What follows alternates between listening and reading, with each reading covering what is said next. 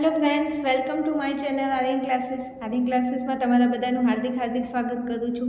चलो विद्यार्थीओ, આપણે વિજ્ઞાનની અંદર આપણું પર્યાવરણ ચેપ્ટર ભણી રહ્યા છીએ। આ ચેપ્ટરનો બીજો વિડીયો છે। આપણે ભાગ 2 ની અંદર નિવસન તંત્રના ઘટકો વિશે સમજીશું। વિદ્યાર્થીઓ, આ પ્રશ્ન આ ચેપ્ટરની અંદરથી આ પ્રશ્ન તમારો મોસ્ટ ઇમ્પોર્ટન્ટ પ્રશ્ન છે, કારણ કે આખું ચેપ્ટર જો તમારે સારી રીતે અને વ્યવસ્થિત રીતે સમજવું હોય તો તમને નિવસન તંત્રના ઘટકો આવડતા હોવા જોઈએ, કારણ કે આખું ચેપ્ટર કોની ઉપર આધારિત છે? ઘટકો પર આધારિત છે। અને એકવાર તમે આ વિડીયોને બિલકુલ સ્કીપ કર્યા વગર શાંતિથી 5-10 મિનિટનો વિડીયો છે, શાંતિથી તમે ભણી લેશો તો ઘટકોની અંદર તમને બિલકુલ કોઈ જગ્યાએ તકલીફ નહીં પડે, વિથ માય ગેરંટી। કારણ કે હું તમને એટલું શાંતિ અને ડીપમાં સમજાવીશ અને એકદમ એવી રીતે સરળતાથી તમને સમજાવીશ કે તમને અહીંયા આ ઘટકો બિલકુલ એકદમ સારી રીતે યાદ રહી જાય। ચલો, બીજું એક વસ્તુ કે તમારી જે ગઈ વખતે અમુક ચેપ્ટર માઇનસ કરે છે અને વિભાગ એની અંદર ગુણભાર વધાર્યો છે, એના હિસાબે અમુક ચેપ્ટરમાં ગુણભાર વધી ગયો છે। એના આધારે આ ચેપ્ટરમાંથી વિભાગ ડીની અંદર 4 માર્ક્સનો પ્રશ્ન પૂછાય છે અને એમાં મોસ્ટ ઇમ્પોર્ટન્ટ આ પ્રશ્ન પૂછાવા લાયક છે। એટલે વિડીયોને સ્કીપ કર્યા વગર અને વિડીયોને મૂક્યા વગર આ પ્રશ્ન જોઈ લેજો તો 4 માર્ક્સ તમારા હાથમાંથી નહીં જાય। અને 4 માર્ક્સ એ પણ અને આમાંથી અમુક વ્યાખ્યાઓ પણ વિભાગ એમાં પૂછાય છે, તો થોડું ધ્યાનમાં લેશો આ પ્રશ્નને। ચલો, અહીંયા તમને કહ્યું છે નિવસન તંત્રના ઘટકો સમજાવો। એની અંદર વ્યાખ્યા સહિત સમજાવવાનું છે, પણ હું હાલ તમને એક આકૃતિ સાથે તમને સમજાવું છું, એટલું પહેલાં યાદ રાખી લો, પછી આખો પ્રશ્ન સમજાવું છું। ચલો, નિવસન તંત્રના ઘટકો કે તો નિવસન તંત્રના ઘટકો કેટલા છે? 2। પહેલાં આટલું તમારા મગજમાં જાય છે તો કે હા, નિવસન તંત્રના ઘટકો કેટલા વિદ્યાર્થીઓ? તો કે 2। Is clear? નિવસન તંત્રના ઘટકો 2। ઓકે। હવે તમે જલ્દીથી એ કહી દો ને કે આ 2 ઘટકો કયા કયા છે? તો આ 2 ઘટકો આપણે આગળ ભણી ગયા છે, પણ ફરીથી ભણી લઈએ। મેં તમને આગળ વિડીયોની અંદર નિવસન તંત્ર ભણાયું, નિવસન તંત્રની ટૂંક નોંધ, એમાં કહી દીધું છે કે નિવસન તંત્રના 2 ઘટકો છે। કયા કયા? અજૈવિક અને જૈવિક। ઓકે, તો કે ઓકે। નિવસન તંત્રના ઘટકો સમજાવો। નિવસન તંત્રના ઘટકો 2 છે। કયા કયા? અજૈવિક અને જૈવિક। હું એટલા માટે તમને અજૈવિક પહેલાં યાદ રખાવું છું, કારણ કે આને આપણે ભણીને સાઈડ કરી દેવાનું છે। આખું ચેપ્ટર તમારે જૈવિક ઘટકો ઉપર આધારિત છે, એટલા માટે ભાઈ વિદ્યાર્થીઓ, અજૈવિક ઘટકો અને જૈવિક ઘટકો આટલું ક્લિયર થઈ ગયું? તો કે હા, થઈ ગયું। અજૈવિક ઘટકોમાં નિર્જીવ ઘટકો હોય। કયા કયા? નિર્જીવ। અને જૈવિક ઘટકોમાં કયા ઘટકો હોય? સજીવ। આટલા સુધી ક્લિયર? તો કે ક્લિયર। નિવસન તંત્રના 2 ઘટકો, અજૈવિક અને જૈવિક। અજૈવિકમાં નિર્જીવ ઘટકો, જૈવિક ઘટકોમાં સજીવ ઘટકોનો સમાવેશ થાય। આટલા સુધી તમારું ક્લિયર? તો કે ક્લિયર। હવે તમને અજૈવિકના ખાલી માત્ર શું પૂછાય? ઉદાહરણ પૂછાય। શું પૂછાય? ઉદાહરણ। આમાં કોઈ પ્રકાર પડતા નથી, તો આના ઉદાહરણ આપણે જોઈ લઈએ। તો કે ચલો જોઈ લઈએ। તો કે તાપમાન, ભૂમિ, હવા, ભેજ, ખનિજ દ્રવ્યો, પવન, બસ આટલું તમને પૂછાય। શેમાં? અજૈવિક ઘટકોમાં। અજૈવિક ઘટકોમાં વિશેષ તમને કંઈ નહીં પૂછે। નિવસન તંત્રના 2 ઘટકો, અજૈવિક અને જૈવિક। અજૈવિકમાં નિર્જીવ ઘટકોનો સમાવેશ થાય। પરીક્ષાની અંદર તમને ઓનલી ફોર શું પૂછાશે કે અજૈવિક ઘટકોના શું લખો? ઉદાહરણ લખો। તો અહીંયા તમને ઉદાહરણ આપી દીધા છે અને આ ઉદાહરણ મેં આગળના વિડીયોમાં સમજાવી દીધા છે કે તાપમાન, ભૂમિ, હવા, ભેજ, ખનિજ દ્રવ્યો અને પવન, આ બધા શું છે વિદ્યાર્થીઓ? તો કે આ બધા અજૈવિક ઘટકોના ઉદાહરણ છે। આટલા સુધી ક્લિયર થઈ ગયું? તો કે હા, થઈ ગયું। હવે આ અજૈવિક આપણે ભણી ગયા હોય તો આને આપણે થોડી વાર સાઈડમાં મૂકી દઈશું।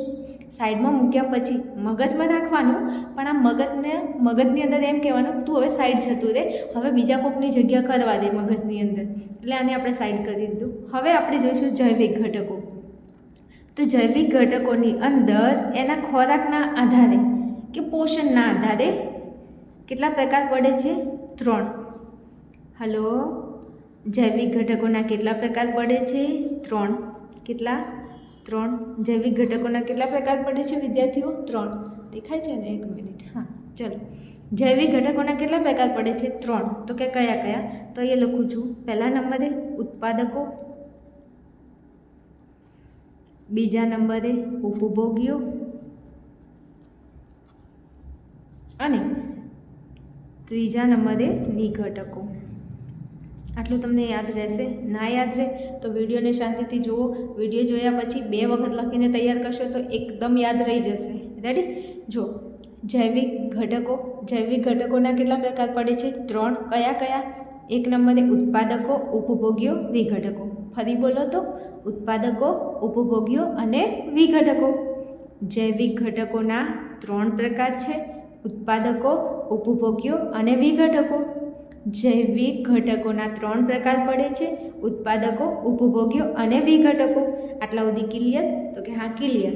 ક્લિયર મતલબ ચલો, આટલા સુધી તમારું ક્લિયર થઈ જાય પછી શું કરવાનું? તો પછી હજુ કંઈક પ્રકાર પડે છે એવું? હા, તો ઉત્પાદકોના કોઈ પ્રકાર નથી પડતા, વિઘટકોના કોઈ પ્રકાર નથી પડતા, પણ અહીંયા ઉપભોગ્યોના પ્રકાર પડે છે. અને કેટલા? તો કે 4. કેટલા પ્રકાર પડે છે? 4. કોના પ્રકાર પડે છે? ઉપભોગીના. કોના? ઉપભોગીના. કેટલા પ્રકાર પડે છે? 4. દેખાય છે? હા, ઓકે, ચલો ક્લિયર. તો કે જૈવિક ઘટકો એના 3 પ્રકાર: ઉત્પાદકો, ઉપભોગ્યો અને વિઘટકો. એમાં ઉત્પાદકોના કોઈ પ્રકાર નથી, વિઘટકોના નથી, પણ ઉપભોગ્યોના કેટલા પ્રકાર પડે છે? તો કે 4 પ્રકાર પડે છે. કયા કયા? હું અહીંયા લખું છું તો થોડું ધ્યાન આપજો. જુઓ, પહેલો પ્રકાર છે તૃણાહારી, પછી બીજા નંબરે આવશે માંસાહારી, ત્રીજા નંબરે આવશે સર્વાહારી,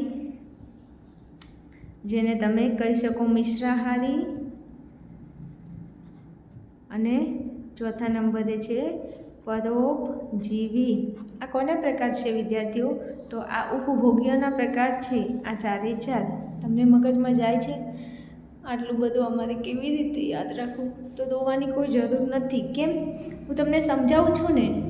હા, અહીંયા ધ્યાન આપો ને. આપણા ઓલા નોરાબેન ફતેવી છે ને, એમનું એક સોંગ છે, તમને ખ્યાલ હોય તો. ખબર છે? તો કે હા, અમને ખબર છે. કઈ સોંગ છે? તન્હારી મનહારી સુખ મારી પ્રિયતમા. બસ બસ બસ બસ બસ બસ બસ. તમારે અહીંયા તન્હારી યાદ રાખો, મનહારી યાદ રાખો, એટલે તમારું કામ અહીંયા થઈ જશે. જો, તન્હારી મનહારી સુખ મારી. બિલકુલ નહીં. તૃણાહારી, માંસાહારી, સર્વાહારી. સર્વાહારીને મિશ્રાહારી પણ કહી શકો. શું? સર્વાહારીને મિશ્રાહારી પણ કહી શકો. અને છેલ્લે છે પરોપજીવી. યાદ રહી જાય? યાદ રહે કે ના રહે? તૃણાહારી, માંસાહારી, સર્વાહારી અને પરોપજીવી. સર્વાહારીને મિશ્રાહારી પણ કહી શકો. ઇઝ ક્લિયર વિદ્યાર્થીઓ? આ મેં તમને જે પણ આકૃતિમાં દોરીને બતાવ્યું, આમાંથી તમને કઈ વસ્તુ ખબર ના પડે એવું કંઈ છે જ નહીં. એકવાર વિડીયો જુઓ, ના ખબર પડે બીજી વાર જુઓ, અને ત્રીજી વાર તમે મોઢે લખવાનો પ્રયત્ન કરો, આવડી જશે. જો ફરીથી અહીંયા સમજાવું છું. જૈવિક ઘટકોની અંદર સજીવ ઘટકોનો સમાવેશ થાય. જૈવિક ઘટકોના પ્રકાર કેટલા? 3. કયા કયા? ઉત્પાદકો, ઉપભોગ્યો અને વિઘટકો. એમાં ઉપભોગ્યોના કેટલા પ્રકાર પડે છે? તો કે 4 પ્રકાર પડે છે. કયા કયા? તન્હારી મનહારી સુખ મારી પ્રિયતમા. બિલકુલ નહીં. તૃણાહારી, માંસાહારી, સર્વાહારી અને પરોપજીવી. એટલા માટે સોંગ ગાઈ લીધું કે તમે બોરિંગ ના થાવ ને. હા, આવું કંઈક આપણું ભણવાનું છે વિજ્ઞાનની અંદર. જો XYZ તમે સબ્જેક્ટ ભણતા હોય તો એ સબ્જેક્ટને તમે થોડો એવો મનોરંજન અને અમુક એવા ટૉપિક હોય છે જેમાં તમે થોડું ફની લેંગ્વેજની અંદર યાદ રાખો તો તમને વધારે યાદ રહી જશે. આ તમે અહીંયા આજે વિડીયો જોયો ને આજે પ્રકાર ભણ્યા ને આ તમને જિંદગીમાં નહીં ભૂલાય, કારણ કે સોંગ તો આપણને મજા આવે ને. હા, આટલા સુધી ક્લિયર? હવે આગળના વિડીયોની અંદર અને આગળના ટૉપિકની અંદર હું તમને શું ભણાવવાની છું તો કે આ જે ઘટકો છે એના આ બધા જે અહીંયા આપણે જોયા અજૈવિક, જૈવિક, ઉત્પાદકો, ઉપભોગ્યો અને વિઘટકો, આ બધાની વ્યાખ્યા જોવાની છે અને આના ઉદાહરણ જોવાના છે. અને આ પ્રશ્ન તમને 4 માર્ક્સની અંદર પરીક્ષાની અંદર પૂછાઈ શકે. ચલો, લેટ નથી કરવું બિલકુલ, આવી જાઓ બીજા વિડીયોની અંદર, જોઈ લઈએ આપણે ટૉપિકની અંદર.